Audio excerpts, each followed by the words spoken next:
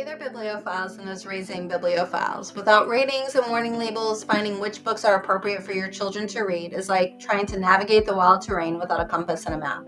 I don't know about you, but I've been burned more than once handing my child a book I thought was clean and appropriate. I'm a fellow mom, educator, reading specialist, and literary enthusiast, trying to find great books for my children and yours to read. If you're looking for real reviews from a real mom with a biblical worldview, then welcome and enjoy this week's book review. This week's book review is The Superteacher Project by Korman, and I've done 2 other books by him so far this year. And this is another fun middle grade novel in which several middle school students, primarily 7th grade, learn an unexpected bit of information about their most beloved teacher, Mr. Addict. Told from the perspective of several of the characters, this novel is sure to be a hit with many middle school readers who are looking for engaging, realistic fiction. This novel opens with Oliver Zahn's perspective. He is a 7th grader with a love for rule wrecking. So I'm going to read just a little bit of the opening of chapter 1 just to give you a taste for the writing style and Oliver himself. Consider the spitball. Not the baseball kind. That's something different. I mean the school kind. I've heard all the arguments. Nobody shoots spitballs anymore. They're extinct like the dinosaurs. These days, nobody does anything without high-speed internet and an 8-terabyte hard drive. No way. Spitballs are more than mushy pellets of chewed paper. They're our heritage. Our parents shot spitballs. Our grandparents shot spitballs. The minute the ancient Chinese invented paper, I'll bet some smart aleck tore off a corner, wadded it up in his mouth, and chucked it at somebody. Spitballs are an art form. Over the centuries, millions of kids have made them, shot them, spit them, flicked them, and thrown them without ever knowing they were doing it all wrong. It goes without saying that spitballs are against the rules. That's the biggest part of their appeal. Rules aren't just made to be broken, they're made to be wrecked. And I, Oliver Zahn, happen to be Breitling Middle School's #1 rule wrecker. My best friend, Nathan Popova, is a rule wrecker too, but he isn't close to my level. So as I prepare my spitball in homeroom, I do everything slowly and carefully so Nathan can see all the steps. For example, I always chew the paper with my back teeth because that encourages the action of the tongue, which naturally forms it into a near perfect sphere. Amateur spitballs think that's enough. We professionals prefer a larger projectile. I always use a 2-layer warhead by forming a second paper around the first one. Same process though, back teeth and tongue. The delivery system is important. Most people use a straw as a blowgun to launch a spitball, but I prefer the empty shell of an old ballpoint pen. It won't bend or get squashed, and it produces higher velocity, greater distance, better aim. From my pocket, I take out a big pen that I've saved since elementary school. Nathan casts me a look of respect. This launcher has a lot of glorious history. 2 years ago, I used it to deliver the famous Cadillac spitball, which I dropped in through the sunroof of the superintendent's car as he drove away after 5th grade graduation. Choosing the target's important. My eyes first turned to Kevin Crumlich, who's easily the most annoying kid in the 7th grade. He thinks he's a genius when he's obviously not. Accordingly, he treats the rest of us like we're gerbils. A bright white spitball would look magnificent strategically placed in his curly brown. He's perfect, right? Wrong.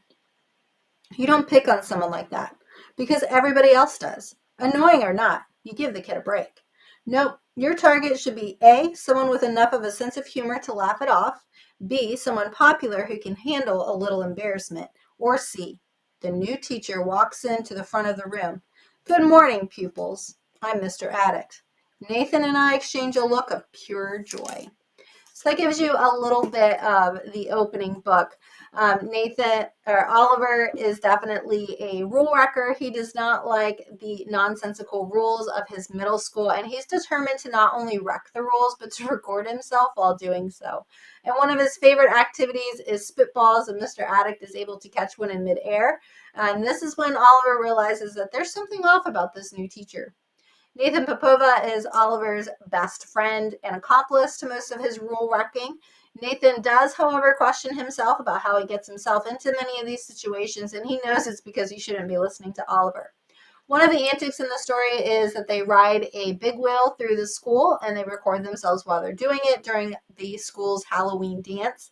While doing their stunt, it's actually Nathan who ends up breaking the school's beloved field hockey trophy, and so the only solution to that is to bury it. But in the midst of their attempt to bury it, it is actually stolen by some high school students who think that the boys are trying to bury their Halloween candy. Rosalie Arnett is a classmate of Oliver and Nathan's, and she is part of the school newspaper, and she decides to also join the school field hockey team, trying to boost her resume. Unfortunately, her parents are divorced, and it seems kind of recent given textual clues. Rosalie's mom is the president of the PTA, and she is smitten with Mr. Addict. She is trying to find opportunities to spend with him. And fortunately for Rosalie's mom, Mr. Addict is the field hockey coach. So as you can imagine, the entire situation is really awkward for Rosalie. And when she finds out the secret about Mr. Addict, she cannot hold it in, and she ends up letting the anger bubble over, and she spills things to her mom, which sort of tips the story in that climactic turning point down towards the resolution. Stink Newhouse and Mia are two regular attendees of detention. In the story, you see that the teachers at Brightling Middle School often give Mr. Addict the unfavorable teaching duties, detention, lunch duty, bus duty, all of those kinds of things. Mia is often there for being late, and Stink has a variety of reasons that are tied to his oppositional defiant behavior. But detention goes from being the bore that it's supposed to be being the happening place, and students are actually trying to get detention. Um, in the story itself, though, Steve and Mia do discuss the fact that they're able to connect with Mr. Addict in ways that they're unable to with other teachers. Other perspectives in this story are Principal Candiotti and Mr. Perkins, who is Mr. Addict's student teacher. He's not really the student teacher, but that's his guys in the story. And the readers actually begin to put things together before the characters do. So we have that bit of dramatic irony as all the things about Mr. Addict start to tip off the readers to the fact that he's actually a robot, and he's an AI robot that's been created by the Department of Education. His name actually stands for Artificially Intelligent Designated Android Classroom Teacher. So the story from there really is just Mr. Addict's interactions with the students as he learns and he becomes more involved and integrated into the school. The obvious middle school antics and behaviors present. Once the field hockey season begins, Mr. Addict becomes their coach, and we do have the rising sort of additional information situation in the story as the girls are having a winning season due to his coaching, and they are making a run for being state champions. Mr. Addict's true identity, though, is revealed before that last game, and the community and parents are really upset. The parents end up banning their daughters from playing in that final game. But Oliver has other plans. He soon discovers that the Department of Education is planning to shut down Mr. Addict, sort of decommission him and use him for parts. And so the children really rally and come back around to Mr. Addict. They hold the game, and the game is used as a means for helping Mr. Addict escape from the Department of Education. So lots of fun, silly things in the story. You're not going to find anything profane, no profanity, nothing explicit or inappropriate in some of the interactions.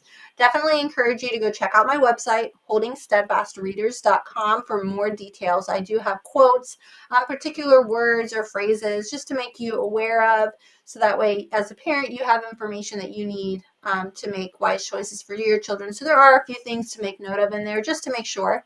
I will be honest, overall, this was not my favorite book of Gordon Korman's that I've read thus far.